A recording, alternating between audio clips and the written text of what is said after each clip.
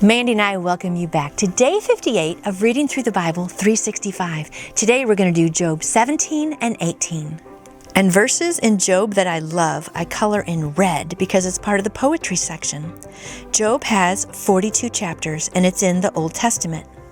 Let's read Job 17. This is Job replying, "My spirit is broken, my days are cut short, the grave awaits me. Surely mockers surround me, my eyes must dwell on their hostility. Give me, O God, the pledge you demand. Who else will put up security for me? You have closed their minds to understanding, therefore you will not let them triumph. If a man denounces his friends for reward, the eyes of his children will fail. God has made me a byword to everyone, a man in whose face people spit. My eyes have grown dim with grief, my whole frame is but a shadow. Upright men are appalled at this. The innocent are aroused against the ungodly. Nevertheless, the righteous will hold to their ways, and those with clean hands will grow stronger. But come on, all of you, try again. I will not find a wise man among you. My days have passed, my plans are shattered, and so are the desires of my heart. These men turn night into day. In the face of darkness they say, light is near. If the only home I hope for is the grave, if I spread out my bed in darkness, if I say to corruption, you are my father, and to the worm, my mother or my sister, where then is my hope? Who can see any hope for me? Will it go down to the gates of death? Will we descend together into the dust?" Here's a good commentary for Job 17. In chapter 17, Job fell into further despair. As part of a pattern that we've seen before, he had desperate hope that God would intervene and end his grief, and then the realization that it wasn't going to happen hit. Job felt he had nothing to look forward to but the relief of a graveyard. He challenged his friends to try again, but was convinced there was not a wise man among them. He had no hope. Poor Job, he was thinking, well, surely God's going to intervene in some point here, and God didn't. And then he kept thinking, well, maybe my friends will have wise advice, but they just kept coming back with not wise words. So he said, there's not a wise one among you. So poor Job has no hope. But now let's hear a friend try to reply again. Job chapter 18, here comes Bildad again. Then Bildad, the Shuhite, replied, "When will you end these speeches? Be sensible, and then we can talk. Why are we regarded as cattle and considered stupid in your sight? You who tear yourself to pieces in your anger. Is the earth to be abandoned for your sake? Or must rocks be moved from their place? The lamp of the wicked is snuffed out. The flame of his fire stops burning. The light in his tent becomes dark. The lamp beside him goes out. The vigor of his step is weakened. His own schemes throw him down. His feet thrust him into a net, and he wanders into its mesh. A trap seizes him by the heel. A snare holds him fast. A noose is hidden for him on the ground. A trap lies in his path. Terrors startle him on every side, and dog his every step.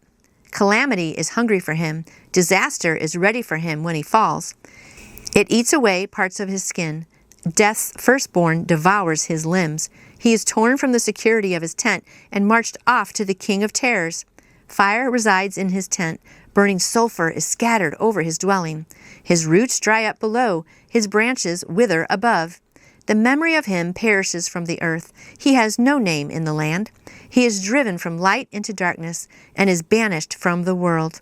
He has no offspring or descendants among his people. No survivor where once he lived. Men of the west were appalled at his fate. Men of the east are seized with horror. Surely such is the dwelling of an evil man. Such is the place of one who knows not God." Wow, those are some words from a friend. I hate to see what Bildad says to his enemies, but let's look at this commentary. Bildad took up where Eliphaz left off, telling Job in effect, "Shut up, do you expect the world to stop just because you're moaning about your situation?" He then delivered his 1-2 punch of new accusations against Job for being so wicked. According to Bildad, the way you can spot a wicked sinner is that his strength is depleted, in verse 12, parts of his skin are eaten away, in verse 13, and he's lost everything, in verse 15, and he has no children or survivor, in verse 19, thus leaving little mystery about just which person Bildad had in mind. That's really sad. I mean, basically, Bildad is saying that Job was a sinful person, and that's why he's lost all of his property and all his family, and that his health is gone and everything, which isn't necessarily true. I know very strong Christian people that have bad health, or that have children that have disabilities, or have tragic things happen to them. So that's kind of not really the way it goes. I mean, the world is sinful, so bad things are going to happen to all of us, right? Christian and non-Christian. So, but the main thing is to keep believing in God. And Job just keeps his faith up, even though these friends aren't helping. So again, like I've said before, when your friend's in a hard time, don't be like these 3 friends. Be someone that's going to pray for your friend who's in trouble, listen to them, hug them, and most of all, just try to help in little ways that you can. So we're learning a lot about Job and his friends, about what not to do. So I hope you are a better friend than Bildad today. Make that your goal, to go out there and be a better friend than Bildad, and come back again tomorrow for more of God's Word. Right, Mandy? Because what do we say? God's Word in your heart is the best way to live. We'll see you later.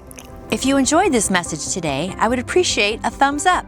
I would also love it if you would subscribe to my channel and pass it along to other friends who want to strengthen their faith in Jesus. I would love a comment on what you liked, and also future topics you would like me to talk about. I would also love to answer any question you may have about how to put your faith in Jesus, the Christmas story, Easter story, anything at all. You can contact me through my website, which is nancyjoy2u. That's nancyjoy, the number 2, the letter u.com. You can also email me at nancyjoy2u@gmail.com. Hope to see you tomorrow.